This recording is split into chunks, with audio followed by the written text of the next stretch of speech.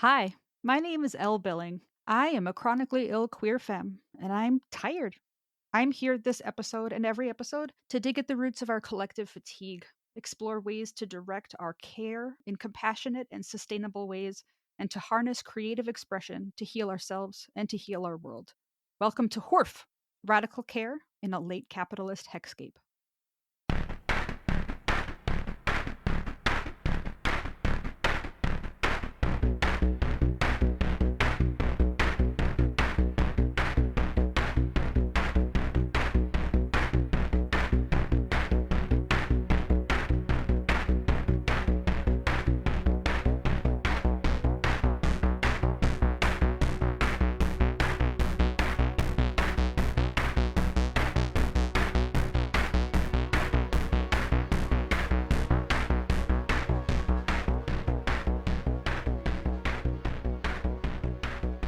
Dr. Damien Patrick Williams is an assistant professor in philosophy and data science at UNC Charlotte, where he teaches and researches on how technologies such as algorithms, machine intelligence, and biotechnologies are impacted by the values, knowledge systems, philosophical explorations, social structures, and even religious beliefs of human beings. Dr. Williams received his PhD from Virginia Tech in the field of science, technology, and society. All of Dr. Williams' research is concerned with how the knowledges and experiences of marginalized peoples affect and should be centered within the techno-social structures of human societies. I'm really excited to have Damien on the podcast today. Welcome to Hoorf. Hi, Damien. Welcome to Hoorf. Hey, It is great to have you here. thank you so much for having me. I really appreciate being here today. Yeah, this is one of those. I guess last season, Ricki and I talked about sort of how the arc of how an episode comes together. And Ricki talked about how we always brainstorm a list of dream guests. And there's always like the list of friends, right? Who we think Mhm. will be like a sure thing. They'll agree. And then there's like the list of like internet celebrities or like dream guests. And you're kind of like somehow like the overlap between those two. Like to me anyway, like you're Ricki's friend, and to me you're like one of those people on Blue Sky that people like repost your posts. Like Yeah, people pay attention to what you say. And so I was just telling you before we hit record, I was kind of intimidated by this interview, like excited, but also we had enough tech problems coming into this that now I'm like yeah, totally cool with it. yeah, absolutely. Yeah, So I'm like just a person, and sometimes my computer messes up. Like that's it. yeah, Like we're that's all what just I would. people. We're all just people. That's right. And like that's a thing that I have figured out doing this. Like we're all people with ideas and we have a conversation about them. That's right. But there's sometimes when I'm like, oh gosh, this person, I don't know. So Ricki and I have been talking about having you on the podcast for quite a while. And as far as the arc of our season, this works really well too, because we just did like 2 episodes on Ricki's book Mhm. and my art series, and your dissertation is there's a page in Ricki's book where she Yeah, pulled an epigraph yeah, from your dissertation that fits, like I think it's like the very last page yeah, of the of yeah. the She of told me the that she book. wanted to use it for the last section, and I was quite frankly honored. Like Yeah, honestly, and like it packs such a punch on that last page. It's so good. I appreciate that, and I definitely appreciate its placement and its use in that way. I think that's really Yeah. cool. Yeah, so I'm excited to have you here, and I'm glad Ricki was like, "No, we have to get Damien." So, anyway, Thank um you so much. yeah. So anyway, there's me like fawning all over you at the beginning of the episode. Everyone's gonna be like, "Oh gosh, geez." Just ask the questions. Let's get Okay, into it. so Let's here do we are. Yeah, Ricki can cut out as much of that as she wants. The first it. question, how have you received care this week? Um, this week, I have received care from my partner, helping me to make my way through other technology troubles that I mentioned to you before we started recording. A lot of things were going wrong in a number of ways that I was blaming myself for, both fairly and unfairly. And my partner was very helpful in corralling that tendency that I have to blame myself when things go wrong that are, in some cases, unavoidable, and in some cases, just random accidents of the universe that can't, maybe could have been avoided, but definitely couldn't necessarily have been prevented by me or foreseen by me. So Mm-hmm. I'm very appreciative of that particular range of care, because it got me in a headspace to actually be able to sit down and think about how I needed to be responding to the situation in a way Mm-hmm. that I could actually like process it and move through it. Yeah. It's nice to have that other person there to Yeah, like come alongside when stuff's not going well. yeah, very, very helpful. It's not the only way I've received care this week, but it is one of the most crucial ways Yeah, that I have received definitely. care this week. Yeah. So could you give our listeners kind of an overview of your work and like what your areas of research and interest are? Yeah. So I do work in a couple of different overlaps, intersections. My first couple of degrees are in philosophy and religious studies. That's my master's. I have a PhD in science, technology, and society. And at the intersection of that is me thinking about how human values and beliefs show up in socio-technical contexts in the ways that we make technology in our society, in the way our society pushes us to make the technologies that we make.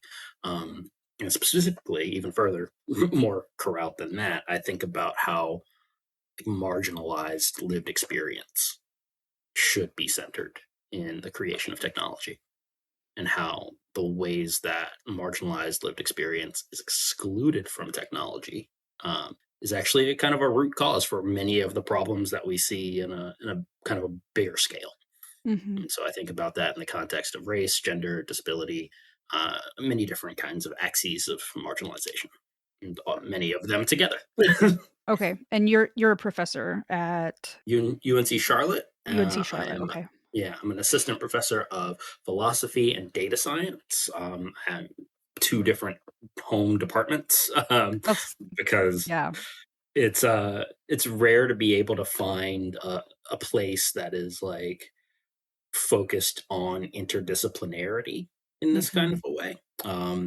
And the thing that the UNC Charlotte departments, both philosophy and data science, have going for them is that they both care very deeply about the idea of different ways of bringing philosophical inquiry into the practice of philosophy, but also into the practice of thinking about data and technology and all of the different ways that humanities can show up in technological processes like that.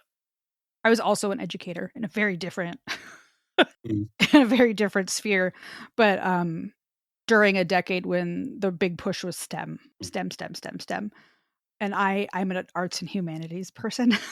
Like, yeah, I went to science and technology camp, when I was in 8th grade. It was the Governor's School for Careers in Technology, and so, like, back in 1999. So, like, sort of the beginning of this, like, let's push kids into STEM yeah. thing. Um, but as an educator, I was kind of right in that decade of, like, everything's gonna be STEM. And I was like, "What about art?" What like what about the arts? What about drama? What about, well-roundedness? Um, Precisely. and just as I was sort of getting out, people were like, "Well, maybe we could do STEAM." And I'm like, "Okay, um, it's a start."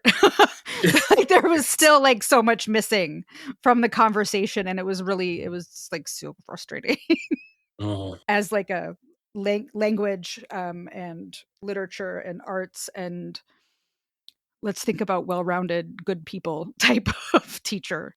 yeah. And I mentioned before I didn't well, before we recorded that I didn't finish my master's degree, but that was I was working on in like bilingual ed and critical pedagogy and a lot of bell hooks and Paulo Freire, and Yeah. so I was butting heads a lot with Yeah.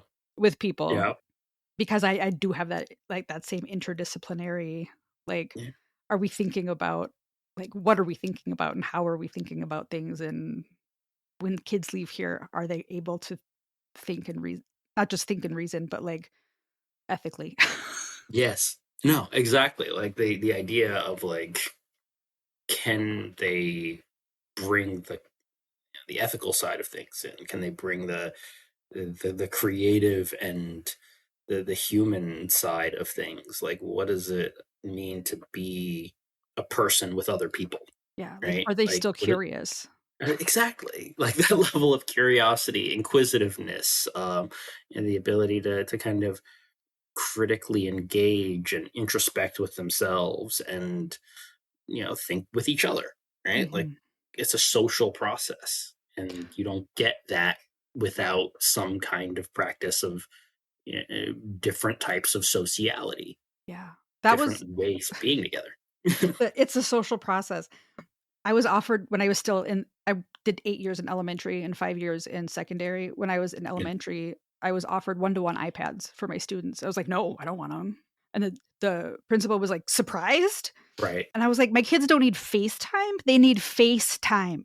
right. They need, Like, these kids are language delayed, yeah, and they have problems with pragmatics and social skills. Like, yeah, there's a place for technology, and, like, there's a place absolutely, for, like I mean, I had 1 iPad for my class, right? yeah, And, like, I had a class of, like, 8 kids or something, and, like, they can do math drills on it or record yeah, themselves signing and then translate it into English or whatever, but, like, hmm, they need face-to-face time yeah, working on language skills and right, all these other social things that they're not getting. Like, I yeah, don't need one-to-one. No, no, thank you. Because learning is social. Like, that's yeah. And that's the thing is like, if you can provide me with a context in which the iPad framework is going to enable sociability and socialization and engagement for kids in different modes, right? Like that they Mhm, would have access to, um, we can work with that. That sounds great. But if it's just give a kid a piece of technology and then guide them through software, guide them through tools, that's going to work for some kids. And for some kids, it's really, really, really not going to work. mhm. And that's going to be a problem. And so, how do we, like, and it's not to say there's no benefit to technology, it is to say that it's got to be a thing that we add in, not a thing that we entirely rely upon or use to replace engaging with each other in more Mhm. relational social ways. Like, technology can facilitate relational sociality, but it has to be made to do that. It has to be used specifically and Yep. intentionally in a way to do that. Just assuming that it'll happen is just it's a recipe for disaster. Yeah. Yep. So, you said it better. I'm gonna totally paraphrase it poorly. Um, Marginalized experiences in technology and how we should be centering those in how we approach and use and develop technologies. Can you talk a bit about the Super Crip narrative? Yeah.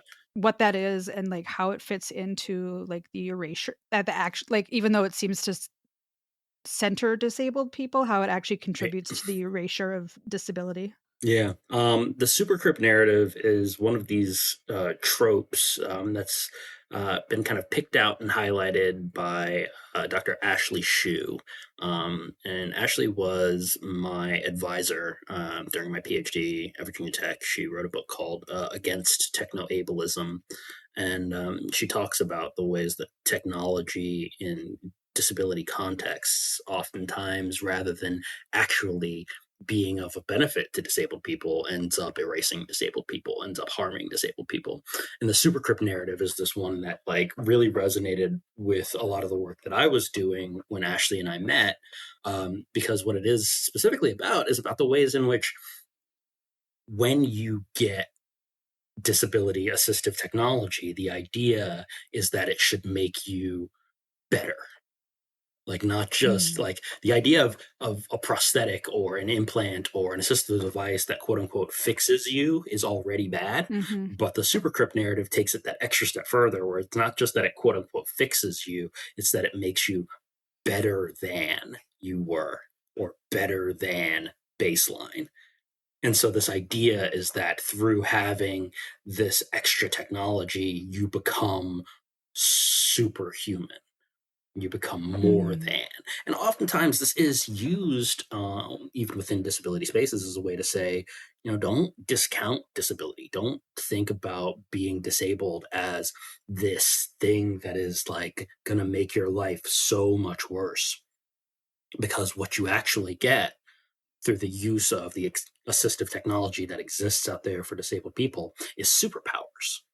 You get implants that let you hear better than you ever could before, or you get prosthetics that let you change your height or run faster than you could. You get all of these, you get access to exoskeletons that make you stronger. And this narrative still then sees the site of disability as a site of wrongness, right? Mm-hmm. And being disabled is somehow in and of itself a bad thing, and the technology is what makes it okay. The technology fixes and quote unquote enhances you in that space, right? And Mm-hmm. so oftentimes these things get talked about as enhancement technologies or augmentation technologies. In the past, I even talked about them that way myself. I would talk about human augmentation. I got into the habit of changing the way I talk about it because I talk about them now more as interventions, Yeah. biotechnological interventions, because augmentation or enhancement, both of those terms, they're positive terms. And it's Right. not necessarily the case that the interventions that are taking place are all good, that they are Right. necessarily positive. Yeah. A more neutral term would probably be more appropriate, like Right, intervention. Yeah. right.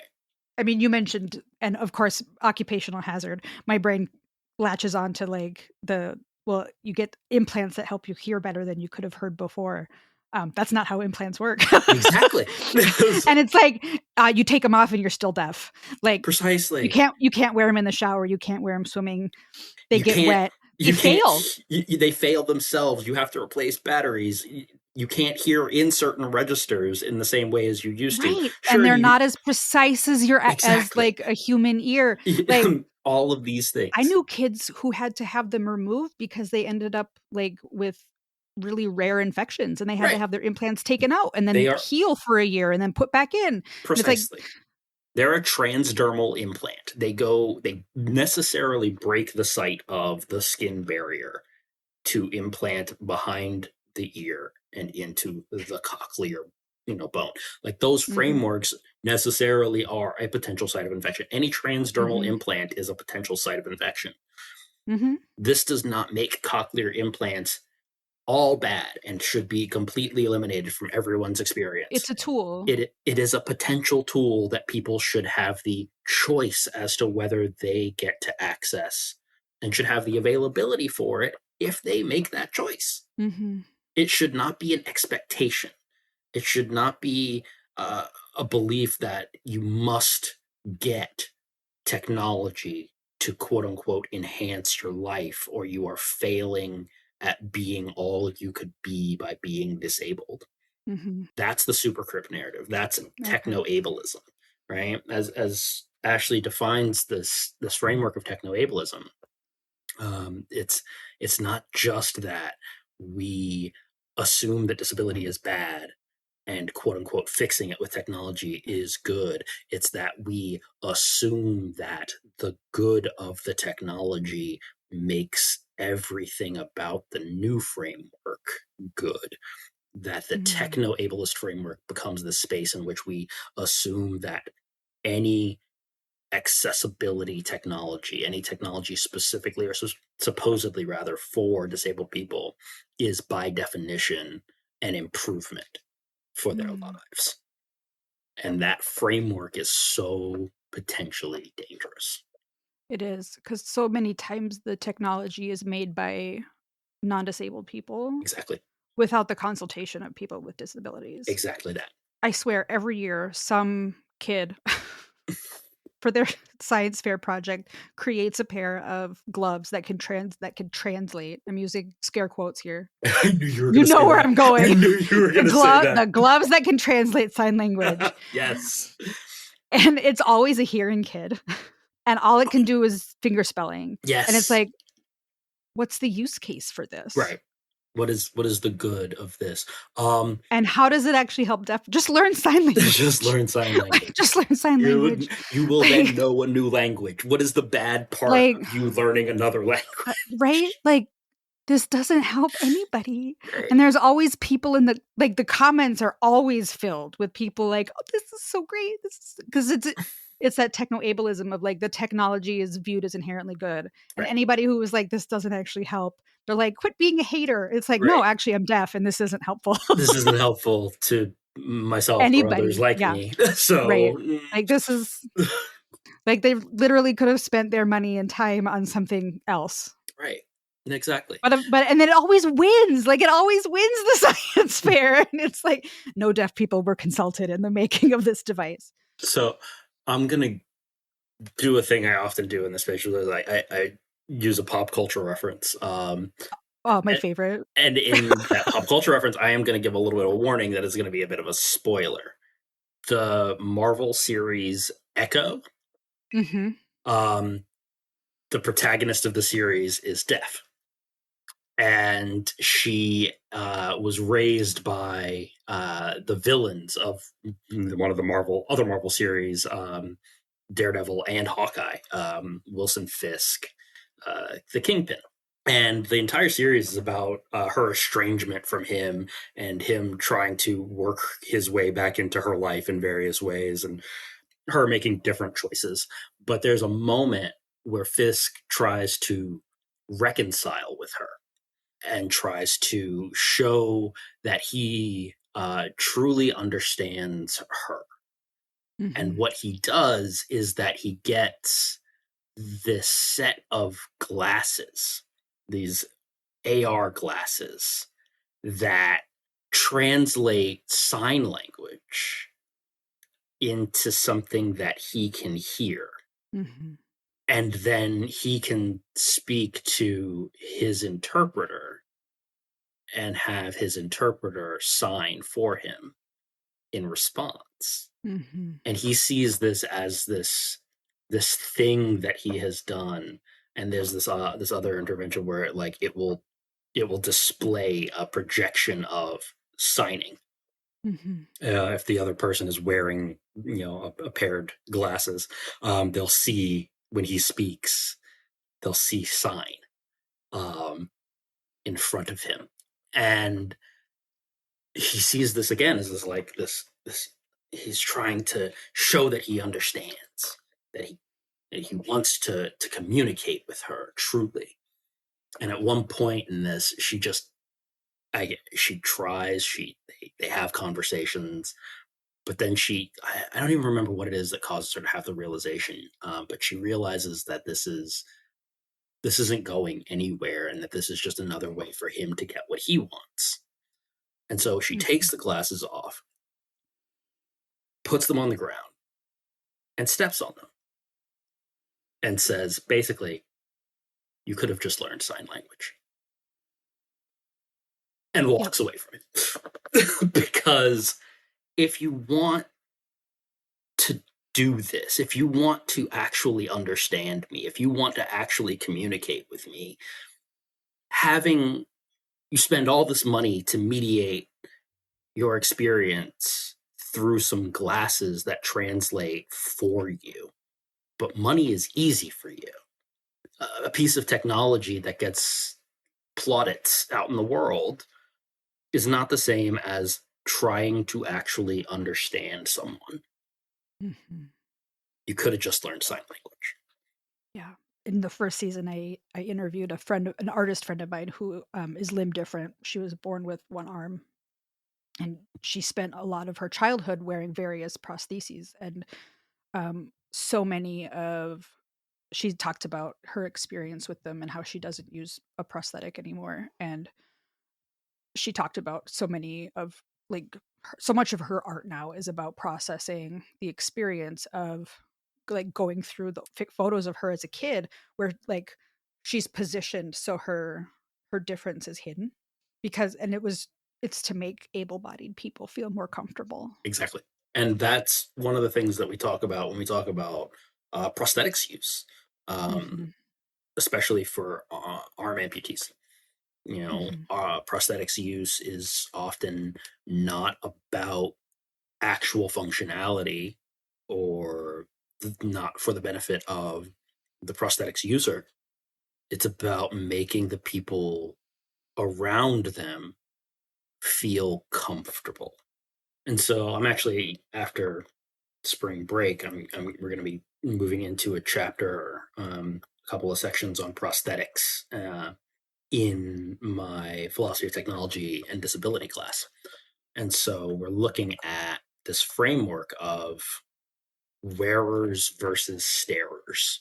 Ooh. The people who wear prosthetics versus the people who stare at those who wear prosthetics. Mm-hmm. This is a framework that comes from Rosemarie Garland Thompson, and it's from her book Staring. And this idea of who is the prosthetic actually for? Is it for Mm-hmm. the benefit of the person who's using the prosthetic? Because if it was, wouldn't it then be developed differently? Wouldn't it necessarily be responsive to the needs, the preferences of the person who actually will be using it every day? If Mm-hmm. prosthetics are actually for the purposes of the person who will engage it, why do all prosthetics still have to look like? Why are they defaulted to look like four fingers and a thumb around a central palm? Right? Why is that our Mm-hmm. framework of what a prosthetic limb, quote unquote, should look like? What about different frameworks of usage? Mm-hmm. What about people who've gotten more comfortable without using prosthetics and have adapted to engaging in the world in that way, and no prosthetic that exists actually gives them the range of functionality that they have in their daily life already? Mm-hmm. Why the assumption that someone should use a prosthetic, if not because seeing someone without a prosthetic makes people uncomfortable? Right. And honestly, that's a problem for the uncomfortable person, not the Yeah. person who. That's the problem for the rest of us. That's an us problem. Yeah. Right. That is Yep. not the prosthetic user or deniers, the prosthetic, non-users problem. Like that is a problem for the person to work out in themselves. Why are you uncomfortable by seeing somebody who chooses not to put a fake limb on for your comfort? Why Yeah. are you made unsettled by that? Why not just recognize that bodies come in different configurations and move on with your life? Yeah. I think that kind of gets into one of the next things I wanted to talk about a little bit. Diversity of bodies, I think, gets into like what used to be the ugly laws, where people with physical disabilities or severe impairments weren't allowed to be seen in public, basically. Right. And Right. that led to mass institutionalization of disabled people, Yeah.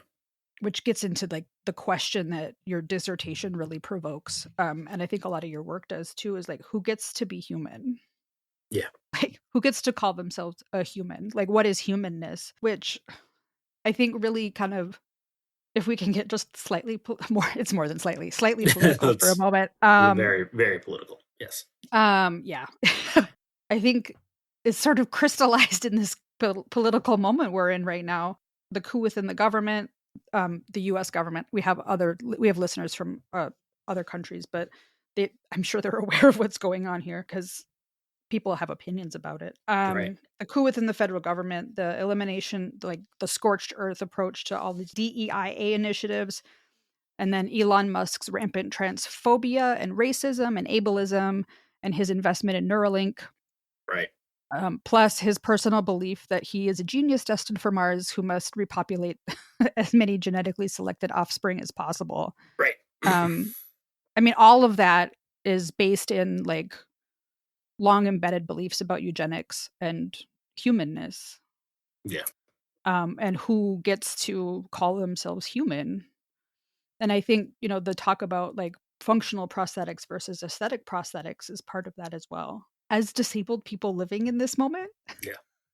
how do you think we can have useful or even hopeful? I mean, it doesn't feel very hopeful right now, but No.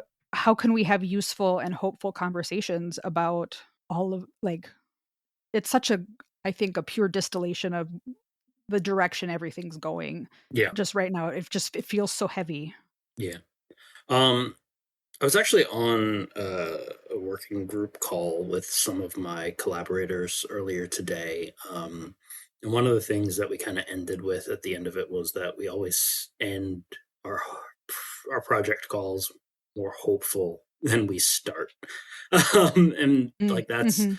in a very real way a function of being in community with Yeah. disabled people and being in community and thinking together about the things that we want to do and the things that we want to build, both in spite of, but also without regard to the current political situation. Um, what are the things that we can do to make our lives more joyful, to make our communities fuller, to make our experience better in general? And how do we build that kind of capacity for ourselves? That isn't easy by any means, Yeah. and some days it feels much harder than others, and increasingly so. Especially, I mean, I say this for my own sake, but I've heard it from, I know it is true for others as well. But the only thing for it is to try to be in community with those who can help us to lighten that load and to build Mhm. something in place of the stuff that is happening right now, something Yeah. that provides a meaningful alternative. And that community can, hopefully be in physical person and in spaces together, but even if it's built around online communities of people working in disparate parts of the world, as I said before, technology can facilitate and enhance Mhm. communication. It can Yeah. help us build community, but we have to use it that way. We have to build it that way. And when we do, when we can use it and build it that way, we can make good things happen over large distances. We can be distributed but work together. Yeah. And that is, I think, crucial right now. Aim for those things that let us think about not just what's horrifyingly wrong, because there is a Right. lot, but to ask, what would we rather? What do we, even beyond a world where we didn't feel like we had to struggle every moment for our survival, what would we rather this world look like? Build what we want. Exactly. And again, not easy, not No. not a given that we will be able to like somehow snap our fingers and make that happen, but being able to work to envision it together, Mhm. to build community around those shared visions of what the future can look like and what we can try to do, that in and of itself gives us something to push towards rather than just against. I dig that. So in terms of I'm gonna change the question just a little bit. Just technology in general, I guess, and disability. Or we could go like in terms of because you do a lot with machine learning. Mm-hmm. I'm not gonna whenever you talk Yeah. about AI, you Yeah. use I scare use the quotes scare quotes because every time. it's That's not right. yep, I like that because it's not what people think it is. Right. People when they refer to it, they're not referring I think one of the things that I noted, like, that I really appreciated and, like, hit me about when I was reading your dissertation is, like, even the people who are making it aren't in agreement about what they're making. Correct. And I was like, "Oh my god." Like, Right. there's no agreement about what the goals are or about why they're doing it Yeah. or what the it's like, oh, what are the potential use cases even? Like, once again, we're in it's that like, we space don't know. where We're just playing. We're just playing. We just want something playing really. with billions upon billions of dollars and massively carbon enhancing products, just playing. Yeah, these guys are trying to build a digital god. These guys are just trying to make money. These guys don't know what they're doing. These guys over here are thinking about digital gods while they're trying to build a thing that makes money and hope that the thing they made to make money somehow turns into a digital god sometime down the line. Who knows? Like, but they're worshiping it in the process of building it. It's just, it's a massively just like the lack of consensus on what words mean was astounding to me. I was like, they don't even know. They don't even know. Exactly. So, hence the scare quotes around AI every single time. Every single time. No one agrees on what it means Correct. when they're marketing it or talking about it. It is at this point more of a marketing term than a meaningful referent to anything. So yeah, which, you know, I was when we were trying to get on Zencastr, which I use, which is a recording platform, we were having lots of problems with the mics and the headphones. And I almost said, ever since they added the AI components, it's been a nightmare to use. But it's like, that actually means nothing, because which AI components and which parts, right? But like, this used to be a very basic platform and it worked great. And then they just kept adding all of these features, and now I have like the most trouble with it. It's so no. But we're not going to renew our subscription in May because none of the buttons are labeled for visually impaired. I've been noticing that. Like, all of the buttons are just icons, and they are just, there's no like mouse over or really anything else. We found that out because I recorded an episode with a blind woman. And I have a friend who works in assistive tech for the blind. And I was like, hey, can you go through my onboarding process to make sure everything's accessible? Everything I had built was accessible. Zencastr wasn't. And I was like, well, I'm canceling my subscription, but it's paid through May. So we're using it through May. And then we're going to find something, probably just going to use Zoom. Yeah, like, weirdly, of all of the tech that's out there right now, Zoom is weirdly the most accessible in all of these things. It's kind of bananas. I mean, they've been at it in many ways the longest, so they've had the longest. And they have like the widest audience. The most, data to pull from about what they need to work on and what they need to fix and adjust. But at the same time, it's like, it is kind of shocking to me because of the other ways in which Zoom is also still very bad. Like, that's like, it's like, it's just not like, okay, so this is like the best all these little have. startups, and they were like, why are you canceling your subscription? I'm like, oh, I'll tell you. We'll have a conversation about that. You don't want to have that conversation with me, but we'll talk about it. It's like, you added all these other features before you bothered to make your platform accessible. Right. Like, why? You had 3 investor rounds before you made your platform accessible. Yeah. If you're adding generative AI features to your platform before you've made a screen reader accessible interface, then I don't think I want to engage with you anymore. Yeah, I'm not going to give you my money anymore. You have it. You have it for 3 seasons. Right. But no, the first season it was free. They've had it for 2 seasons. They've had it, But I had to started having, and shitification happened also. Yeah. So like the features that I used to get for free, we had to start paying for. Yep. And then it's not as good. It's exactly. Like, it's like, oh, you're charging me for a thing that I used to have for free, and now the charged version is also worse. Okay. Yep. Have a good one. We'll see you later. Or never again, actually. So all that said, yes. In terms of technology, disability, all of these things, where do you still find yourself the most frustrated? I think that last conversation kind of encapsulates a lot of it. Yeah. But like, it's honestly, it's with the pushing of, quote unquote AI into every aspect of things without actually asking for a use case.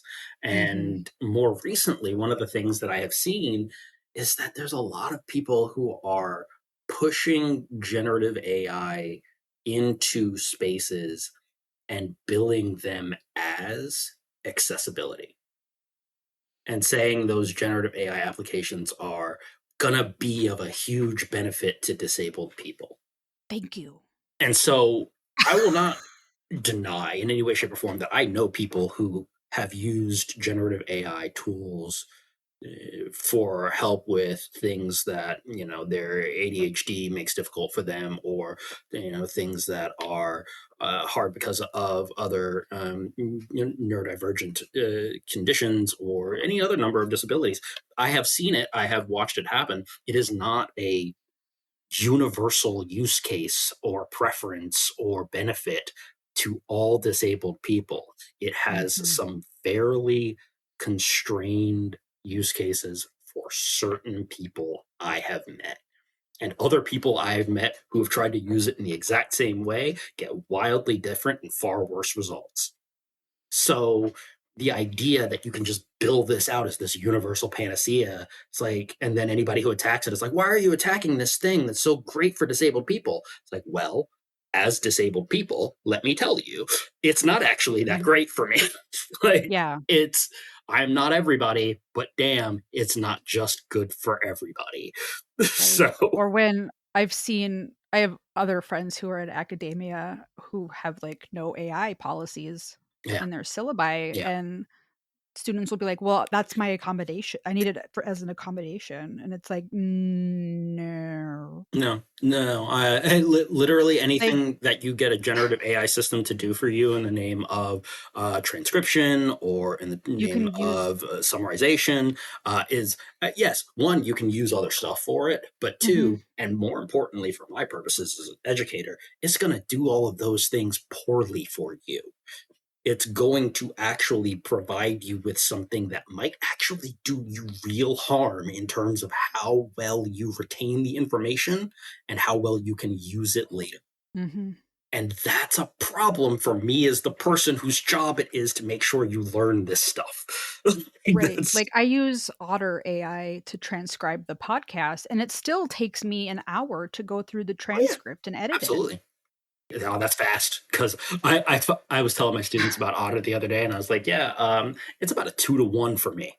Like if I've Yeah, it's recorded not great. half an hour's worth of stuff, it's going to take me an hour. If I've recorded an hour's worth of stuff, it's going to take me 2 hours to go through and then correct all of that and listen to it, correct it, listen to it, correct it, like all of it.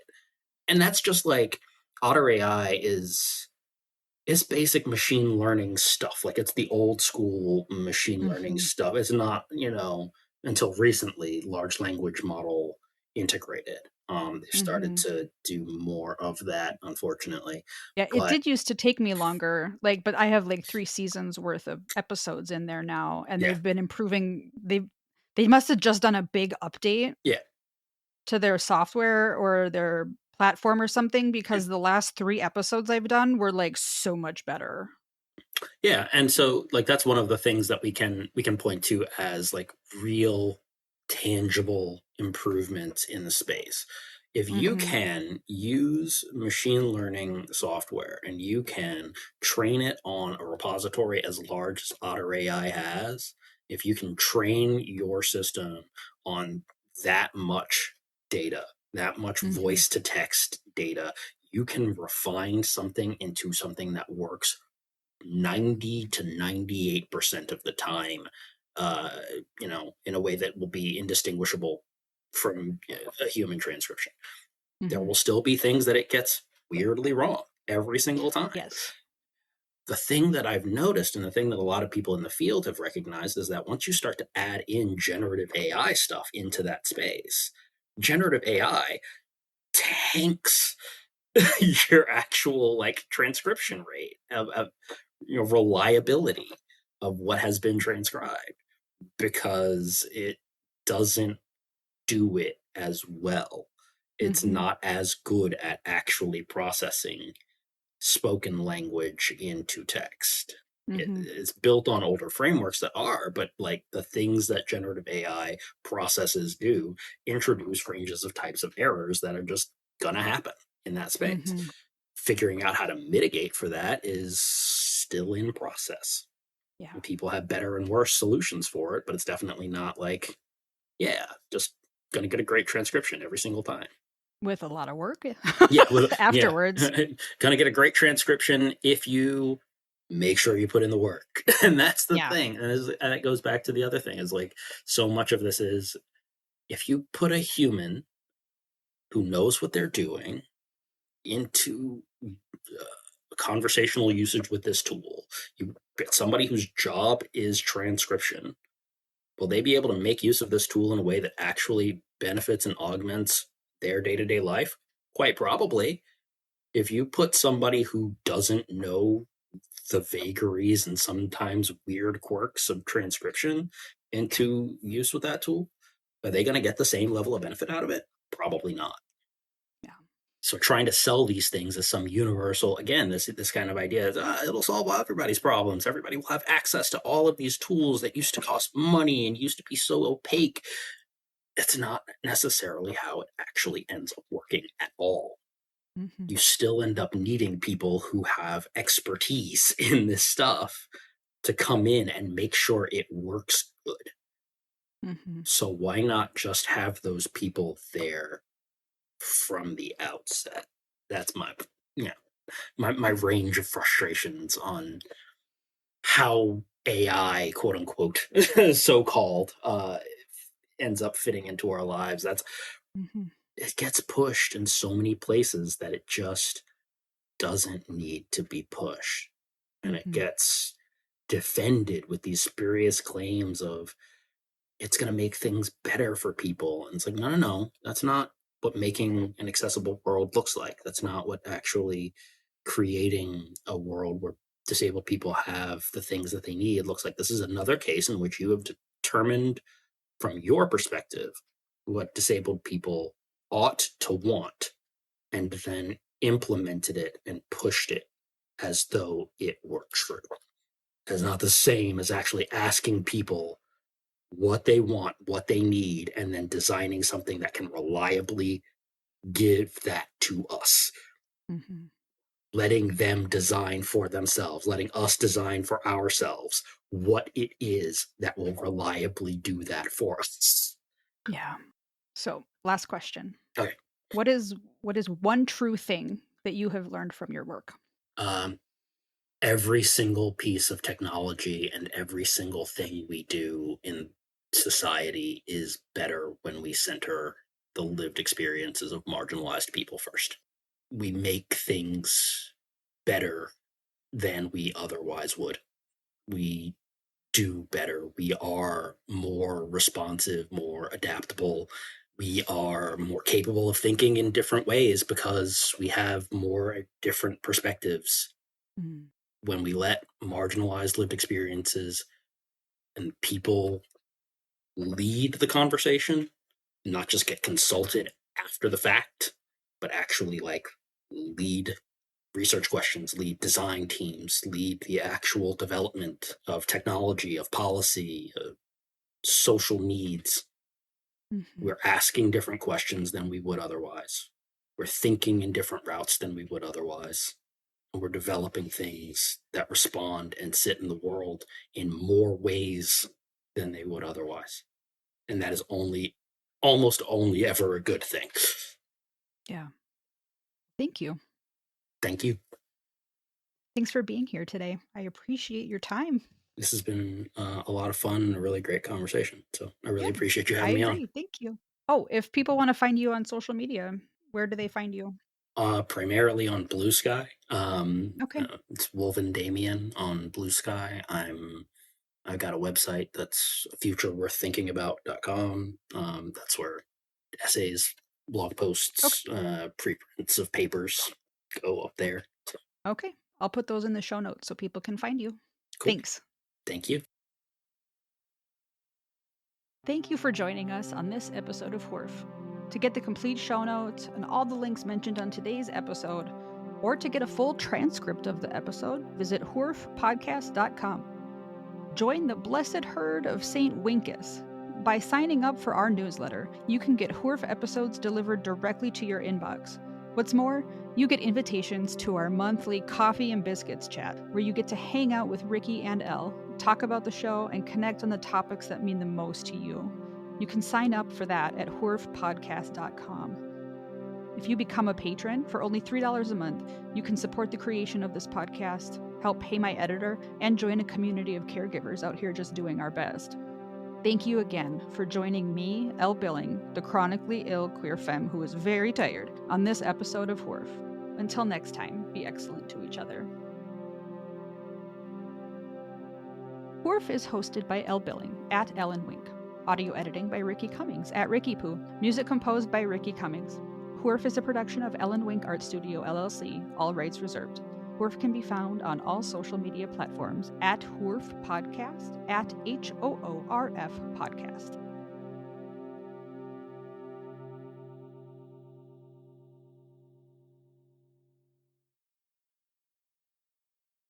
What would we rather this world look like?